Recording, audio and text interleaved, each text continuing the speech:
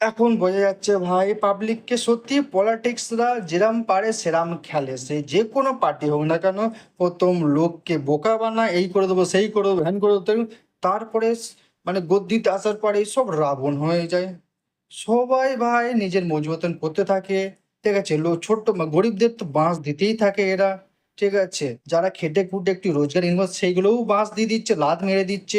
আজব আজব কথাবার্তা বলে, আজব কাহিনী, নতুন নতুন কাহিনী দেখাচ্ছে। এই যে সরকারি বাসের নিয়ম চালু হয়েছে মেয়েরাদের জন্য, সরকারি বাসে ফ্রি, তো দেখা যাক কতদিন ফ্রি থাকে, তাই না? আর যেসব প্রকল্পগুলো বলছিল বন্ধ হবে না চালু থাকবে, সেসব তো ভাই আমার মনে হয় না যে চালু থাকবে। যেখানে যেখানে বলেছে সেখানে তো এখনো কেউ চালু হয়নি, কিছু কিছু যেখানে যেখানে দাবি করেছে। তারপরে এখনো বৃদ্ধ পেনশন, তারও কোনো খবর নেই। যুব শক্তিরও কথা বলেছিল, তারও কোনো খবরও নেই। তো চলছে কি সেটা আমাদের একটু বলুন মুখ্যমন্ত্রী madam, sorry মুখ্যমন্ত্রীজি, Suvendu Adhikari sir, একটু বলুন আমাকে, পাবলিককে বোঝান কি চলছে।